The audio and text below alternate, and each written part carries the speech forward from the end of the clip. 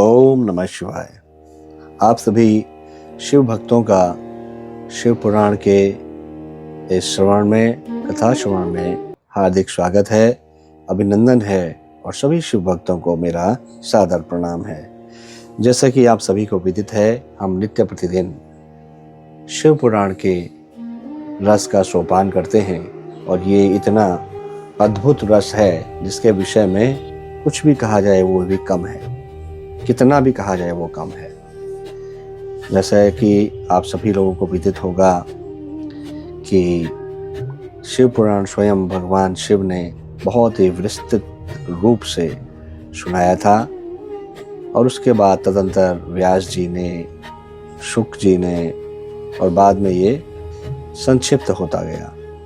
जब शुरुआत में शिव पुराण था तो वो 2 करोड़ से ज़्यादा श्लोक थे उसमें, लेकिन ये बाद में छोटा कर दिया गया और ये संक्षिप्त हो गया है। तो कहने का तात्पर्य ये है कि भगवान भोलेनाथ की जो है, भोलेनाथ की जो विषय में जो कुछ भी हम कहना चाहें, उनकी स्तुति, महिमा आदि के विषय में जितना भी कहा जाए वो कम है। सब मिलके ब्रह्मांड, समस्त जो ब्रह्मांड हैं, उन ब्रह्मांडों के द्वारा भी ये सर्वसंभव नहीं है। भगवान भोलेनाथ जिनके एक पलक बंद करने से अनेक ब्रह्मांडों का उदय होता है, बंद करने से अनेक ब्रह्मांड अस्त हो जाते हैं। अनेक ब्रह्मांडों के स्वामी भगवान भोलेनाथ शिव की महिमा अपार है। कौन उनकी महिमा कह सकता है। फिर भी एक छोटा सा ये प्रयास है शिव पुराण के माध्यम से, और शिव पुराण की जो श्रवण करता है, शिव पुराण का जो श्रवण करता है, इनके जो श्लोक हैं या इनमें इसका सोपान करता है, तो उनको अश्वमेघ जो यज्ञ किए जाते हैं उनके पुण्यों के बराबर फल मिलता है। तो आप खुद समझ सकते हैं कि ये कितना बड़ा पुण्य है। आपकी अंतःकरण तो पवित्र होता ही है, ये लोग परलोक सब सुधरते हैं। तो चलिए प्रारंभ करते हैं आज की कथा का। जो आज का अध्याय है उसका, और जो आज का अध्याय है उस पंचाक्षर मंत्र के जप तथा भगवान शिव के पूजन की क्या महिमा है वो हम सुनेंगे। अग्नि कार्य के लिए जो हम यज्ञ वगैरह हवन के लिए जो कुंड और वेदी हैं उनके क्या संस्कार हैं, शिवाग्नि की कैसे स्थापना होगी उसके क्या संस्कार हैं, उसमें जो हम होम करते हैं या आहुति डालते हैं या पूर्णाहुति डालते हैं, और भस्म के संग्रह कैसे करना है, अगर जो भस्म का संग्रह करते हैं उसका रक्षण की क्या विधि है, और हवन अंत में किए जाने वाले कृत्य का वर्णन, अर्थात जो हवन के आखिर में जो हम कृत्य होता है वो क्या होते हैं, उसका इस अध्याय में वर्णन होगा। तो उपमन्यु कहते हैं, और उपमन्यु किससे कहते हैं? भगवान श्री कृष्ण से, क्योंकि ये सारी जो कथा है, ये जो बातें हैं वो उपमन्यु जी बता रहे हैं भगवान श्री कृष्ण को, क्योंकि उनकी जानने की इच्छा हुई थी। तो उपमन्यु जी कहते हैं, यदुनंदन, कोई बड़ा भारी पाप करके भी भक्ति भाव से पंचाक्षर मंत्र द्वारा यदि देवेश्वर शिव का पूजन करे तो वह उस पाप से मुक्त हो जाता है। जो भक्ति भाव से पंचाक्षर मंत्र द्वारा एक ही बार शिव का पूजन कर लेता है वह भी शिव मंत्र के गौरववश शिव धाम को चला जाता है। जो मूढ़ दुर्लभ मानव जन्म पाकर भगवान शिव की अर्चना नहीं करता उसका वह जन्म निष्फल है, क्योंकि वह मोक्ष का साधक नहीं होता। जो दुर्लभ मानव जन्म पाकर पिनाक पाणी सनातन महादेव जी की आराधना करते हैं, उन्हीं का जन्म सफल होता है और वे ही कृतार्थ एवं श्रेष्ठ मनुष्य हैं। जो भगवान शिव की भक्ति में तत्पर रहते हैं, जिनका चित्त भगवान शिव के सामने प्रणत होता है तथा जो सदा ही भगवान शिव के चिंतन में लगे रहते हैं वे कभी दुख के भागी नहीं होते हैं। और इस बात को स्पष्ट जान लेना चाहिए आप सभी लोगों को कि जो सच्चे दिल से, सच्चे मन से भगवान भोलेनाथ से प्रार्थना करते हैं, भक्ति करते हैं, पूजन करते हैं, उनका जो भक्ति भाव है वो निष्फल नहीं जाता। वो इस लोक में तो भोगते ही, भुक्ति और मुक्ति दोनों की तरफ उनके जो कदम होते हैं वो बढ़ते चले जाते हैं। तो इसके विषय में एक श्लोक कहा गया है, दुर्लभम प्राप्यम मानुष्यम ये आर्य ये चर्यन्ति पिनाकिनम तेषं हि सफलम जन्मम कृतार्थस्ते नरोत्तमः भव भक्ति पराये च भव प्रणत चेतसः भव संस्मरणोद्युक्ताना ते दुःखस्य भागिनः। तो इसमें वही बात बताई गई है कि भगवान शिव के स्मरण मात्र से ही वो दुख के भागी नहीं होते हैं। भगवान का चिंतन करना चाहिए और मनुष्य जन्म की जो सार्थकता है वो उसी में है कि हम भगवान भोलेनाथ का चिंतन करें, भक्ति करें। और जो अभक्त हैं उनकी भक्ति नहीं करते हैं, इस अमूल्य मनुष्य जन्म को पाकर भी वो उनके आशीर्वाद और के भागी नहीं होते हैं और उनका जन्म कदापि सफल नहीं होता।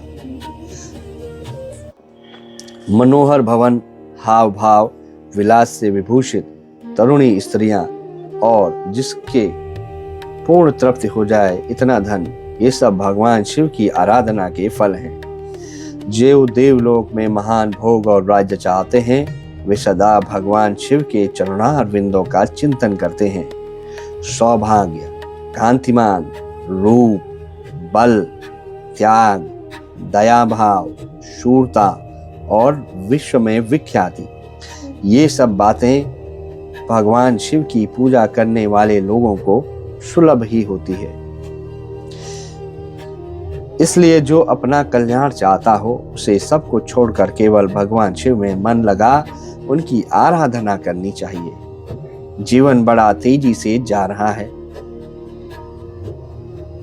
जवानी जो है शीघ्रता से बीती जा रही है और ये सभी की जवानी, बचपन गया, तरुणाई आई, तरुणाई गया, फिर जवानी आई और जवानी भी जा रही है। और उसके आगे जैसे जैसे शरीर वृद्ध होता जाता है तो जो रोग आदि चीजें हैं, जो रोग हैं, व्याधियां हैं, वो शरीर को घेर लेती हैं। इसलिए हम सभी को पिनाक पाणी महादेव जी को पूजा करनी चाहिए। कब तक करनी चाहिए? जब तक कि मृत्यु नहीं आती है, अंतिम समय तक। जब तक वृद्धावस्था का आक्रमण नहीं होता है और जब तक इंद्रियों की शक्ति क्षीण नहीं होती, तब तक कि भगवान शंकर की आराधना कर लेनी चाहिए। भगवान शिव की आराधना के समान दूसरा कोई धर्म तीनों लोकों में नहीं है, क्योंकि मृत्यु कब आ जाए किसी को पता नहीं। और महान जो संत हैं, पूज्य गुरुदेव श्री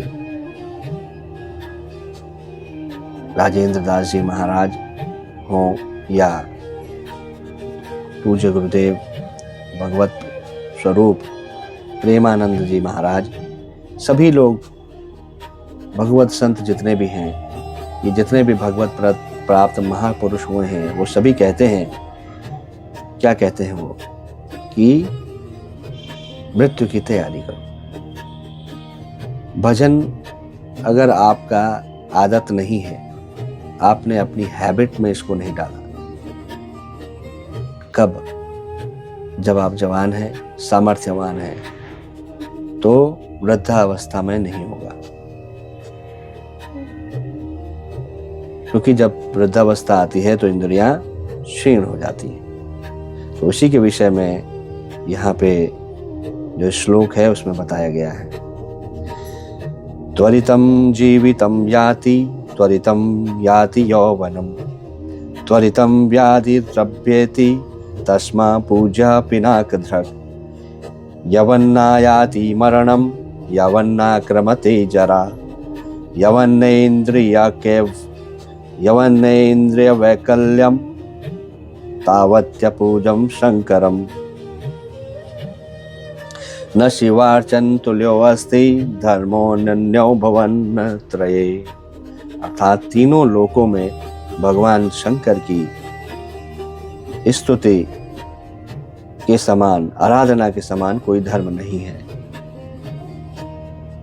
तो हम सभी को इस बात पर विचार करना चाहिए, सोचना चाहिए कि हमारी क्या तैयारी है,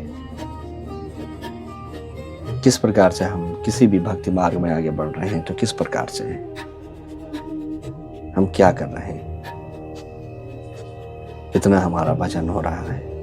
और ये आप पक्का मानिए कि अगर भजन और इस पथ पे आप अभी से आपके अभ्यासरत नहीं है तो जब इंद्रियां क्षीण हो जाएंगी, व्याधियों से ग्रस्त हो जाएंगे आप वृद्धावस्था में, तो भजन बिल्कुल भी नहीं होगा, क्योंकि हम फिर अपने मुताबिक काम नहीं कर सकते।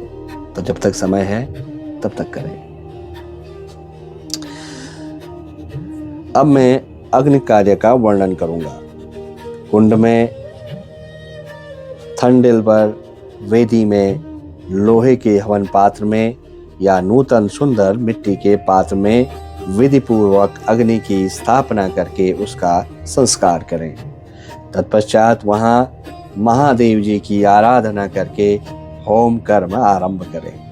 कुंड को 1 या 2 हाथ लंबा होना चाहिए। वेदी को गोल या चौकोर बनाना चाहिए, साथ ही मंडल भी बनाना चाहिए। कुंड विस्तृत और गहरा होना चाहिए। उसके मध्य भाग में अष्टदल कमल अंकित करें।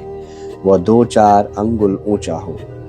कुंड के भीतर 2 पित्ते की ऊंचाई पर नाभिकी स्थित बताई गई है। मध्यमा अंगुली के मध्यम और उत्तम पर्व के बराबर मध्य भाग का कटिभाग जानना चाहिए।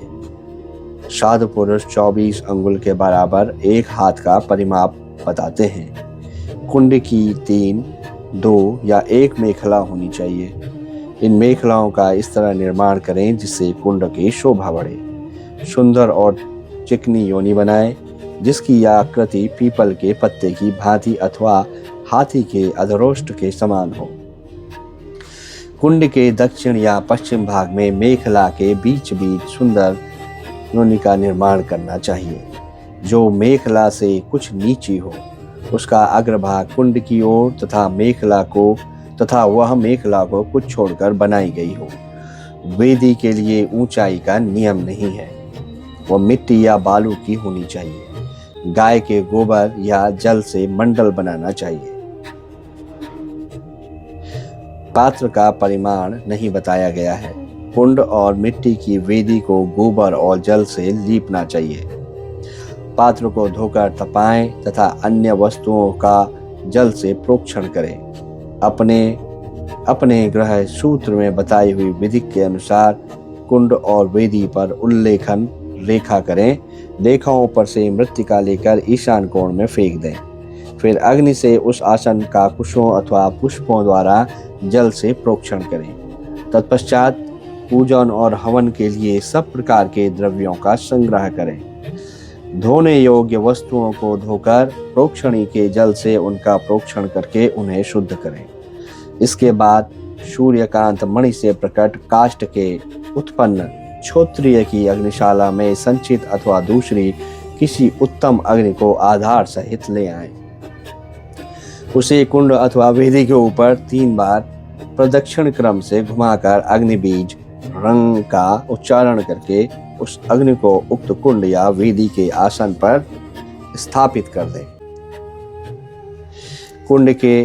कुंड में स्थापित करना हो तो योनि मार्ग से अग्नि का आदान करें और वेदी पर अपने सामने की ओर अग्नि की स्थापना करें। योनि प्रदेश के पास स्थित विद्वान पुरुष समस्त कुंड को अग्नि से संयुक्त करें। साथ ही यह भावना करे कि अपनी नाभि के भीतर जो अग्निदेव विराजमान हैं वे ही नाभिर रंध्र से चिनगारी के रूप में निकलकर बाह्य अग्नि में मंडलाकार होकर लीन हुए हैं। अग्नि पर समिधा रखने से लेकर घी के संस्कार पर्यंत सारा कार्य मंत्रज्ञ पुरुष द्वारा ग्रह्य सूत्र में बताए हुए क्रम से मूल मंत्र द्वारा संपन्न करें। तदंतर शिव मूर्ति की पूजा करके दक्षिण पार्श्व में मंत्र न्यास करें और रथ में धेनु मुद्रा का प्रदर्शन करें। स्त्रुक और शुत्रा ये दोनों धातु के बने हुए हों तो ग्रहण करने योग्य हैं, परंतु कांसी, लोहे और शीशे के बने हुए स्त्रुआ को नहीं ग्रहण करना चाहिए। अथवा यज्ञ संबंधी काष्ठ के बने हुए स्त्रुआ ग्राह्य हैं। स्मृति या शिव शास्त्र में जो विहित हो वे भी ग्राह्य हैं। अथवा ब्रह्मा वृक्ष, पलाश या गूलर आदि के छिद्र रहित बिचले 2 पत्ते लेकर उन्हें कुश से पोंछें और अग्नि में तपाकर फिर उनका प्रोक्षण करें। उन्हीं पत्तों को स्त्रुक और स्त्रुआ का रूप दे उनमें घी उठाएं और अपने ग्राह्य सूत्र में बताए हुए क्रम से शिव बीज ओम सहित 8 बीजाक्षर मंत्रों द्वारा अग्नि में आहुति दें। इसमें अग्नि का संस्कार संपन्न होता है। ये बीज इस प्रकार हैं: भ्रूम, स्त्रुम, स्तुम, ब्रुम, श्रुम, पुम, ड्रुम, द्रुम। ये 7 हैं। इनमें शिव बीज ओम को सम्मिलित करने पर 8 बीजाक्षर होते हैं।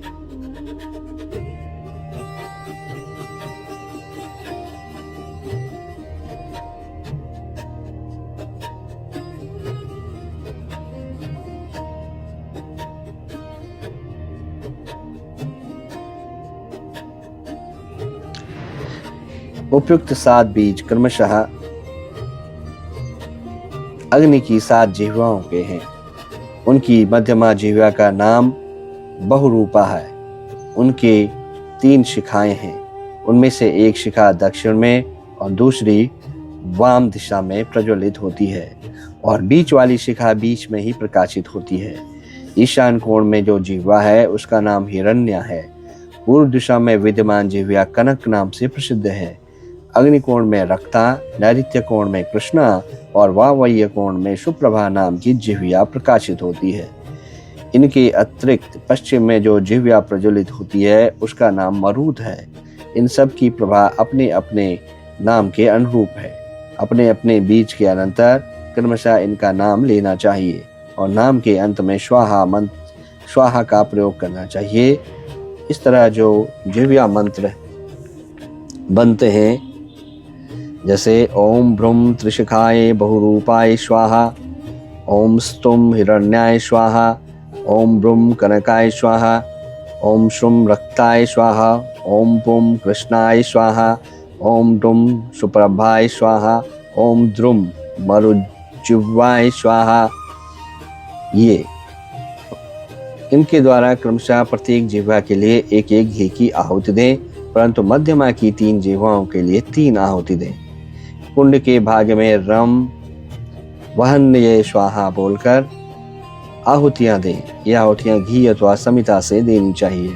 आहुति देने के पश्चात अग्नि में जल का सेचन करें। ऐसा करने पर वह अग्नि भगवान शिव की होती है।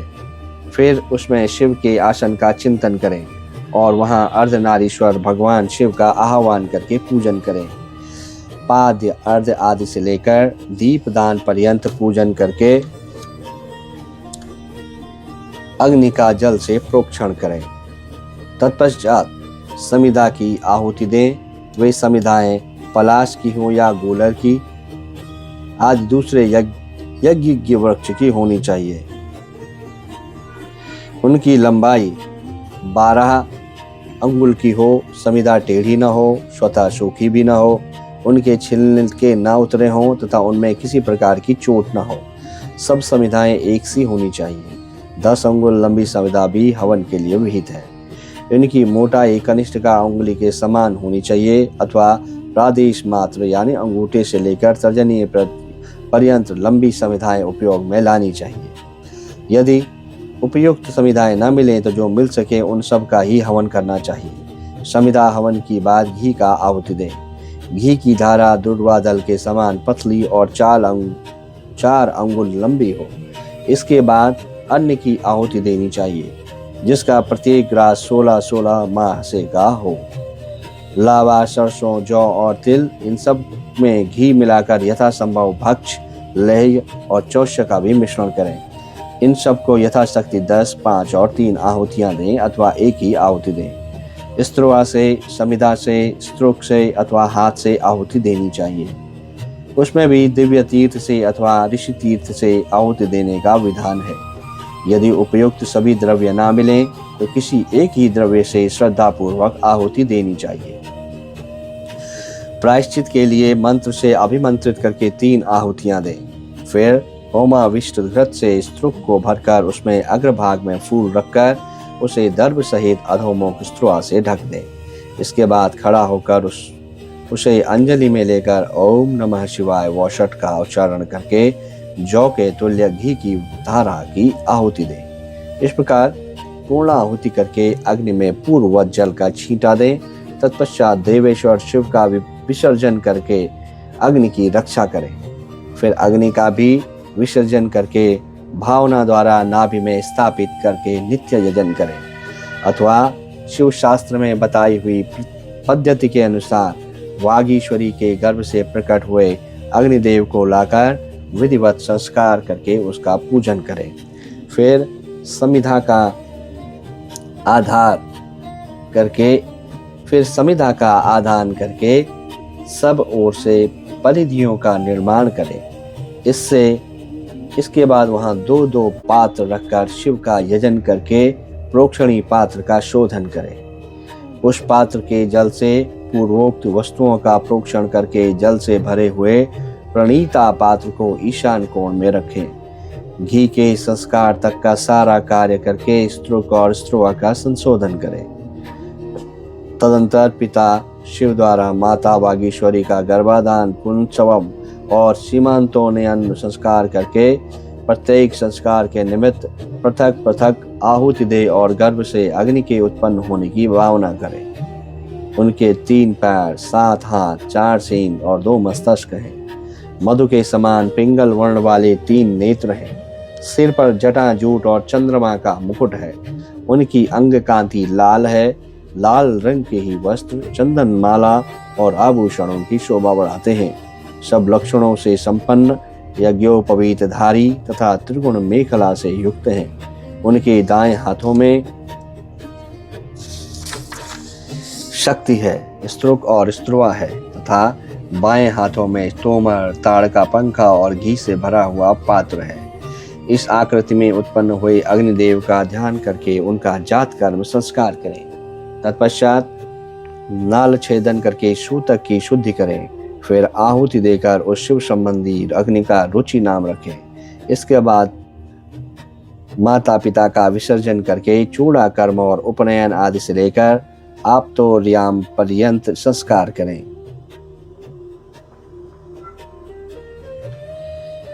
और जो संस्कार होते हैं उपनयन से आप्तोर्याम पर्यंत संस्कारों की जो नामावलियां हैं वो हैं उपनयन, व्रतबंध, समावर्तन, विवाह, उपाकर्म, उत्सर्ज, हुत, प्रहुत, आहुत, शूलगव, बलिहरण, प्रत्यारोहण, अष्टहोम, अग्न्याधान, अग्निहोत्र, 10 पूर्णमास, चातुर्मास, अग्रणेष्टि, निरूढ़ शुभंध, सौत्रामणि,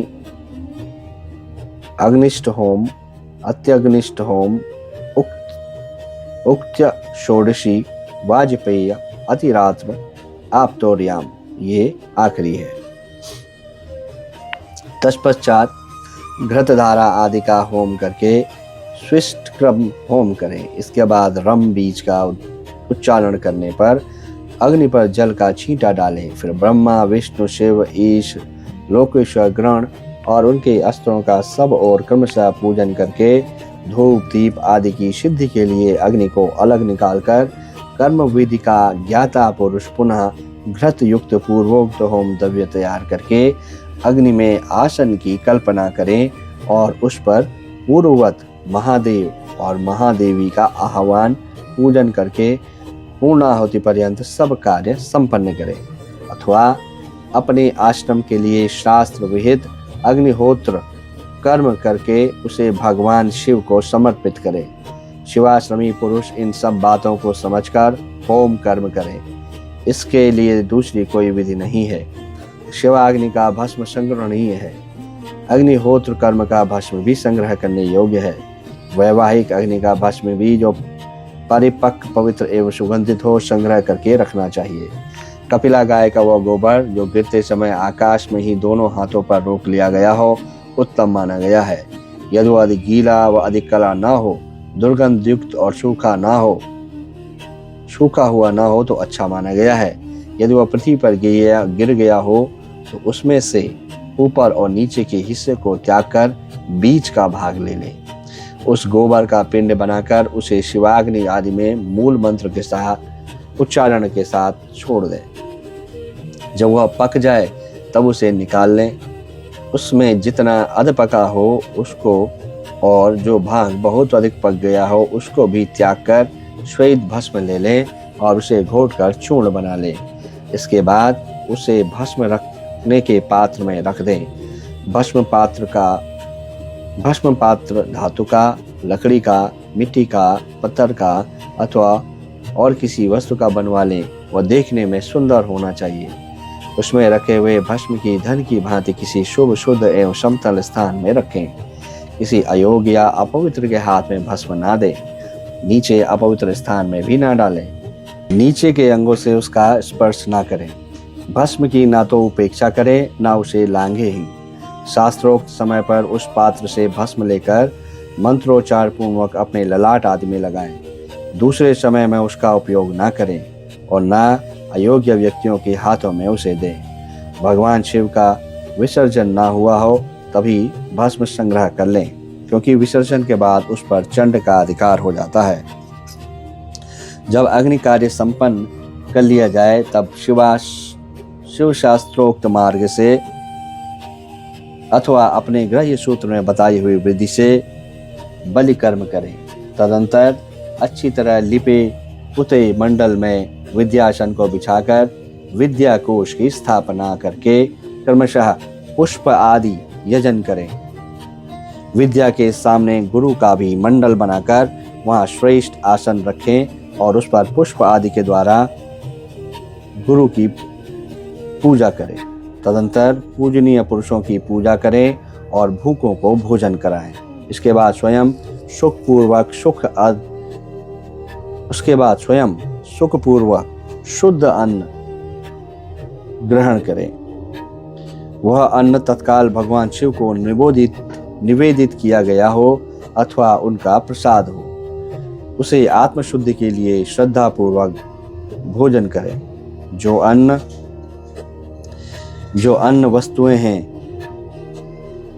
अन्न चंड को समर्पित हो उसे लोभवश ग्रहण न करें। गंध और पुष्पमाला आदि जो अन्य वस्तुएं हैं उसे भी यह विधि समान ही है, अर्थात चंड का भाग होने पर उसे ग्रहण करना नहीं चाहिए। वहां विद्वान पुरुष मैं ही शिव हूं ऐसी बुद्धि ना करें। भोजन और आचमन करके शिव का ही मन चिंतन करते हुए मूल मंत्र का उच्चारण करें। शेष समय शिव शास्त्र की कथा के श्रवण आदि योग्य कार्यों में बिता दें। रात का प्रथम पहर बीत जाने पर मनोहर पूजा करके शिव और शिवा के लिए परम सुंदर शैया प्रस्तुत करें। उसके साथ ही भक्ष्य भोज्य पदार्थ, चंदन और पुष्प माला आदि भी रख दें। मन से और क्रिया द्वारा भी सब सुंदर व्यवस्था करके पवित्र हो महादेव जी और महादेवी के चरणों में शयन करें। यदि उपासक ग्रस्त हो तो वहाँ अपनी पत्नी के साथ शयन करें। जो ग्रस्त न हो वह अकेले ही सोएं। उषः काल आया जान मन ही मन पार्वती देवी तथा पार्षदों सहित अविनाशी भगवान शिव को प्रणाम करके देश कालोचित कार्य तथा शौच आदि कृत्य पूर्ण करें। फिर यथाशक्ति शंख आदि वाद्यों की दिव्य ध्वनियों से महादेव और महादेवी को जगाएं। इसके बाद उस समय खिले हुए परम सुगंधित पुष्पों द्वारा शिवा और शिव की पूजा करके पूर्वोक्त कार्य आरंभ करें। इस प्रकार ये अध्याय यहाँ पे समाप्त होता है। आज की जो कथा श्रवण है उसको यहीं पे आज हम विराम देते हैं। आपसे पुनः अगले अध्यायों में भेंट होगी। तब तक के लिए आप भगवान भोलेनाथ की भक्ति में लीन रहें। भगवान आपके ऊपर कृपा करे, ऐसी भगवान भोलेनाथ से बारंबार प्रार्थना है। और आप सभी के ऊपर अपनी कृपा दृष्टि बनाए रखें। आप सभी जो इस कथा का श्रवण कर रहे हैं उसको श्रवण करें, आत्मसात करें और हृदयपूर्वक भक्ति भाव में लगें। ओम नमः शिवाय। हर हर महादेव। जय श्री केदार।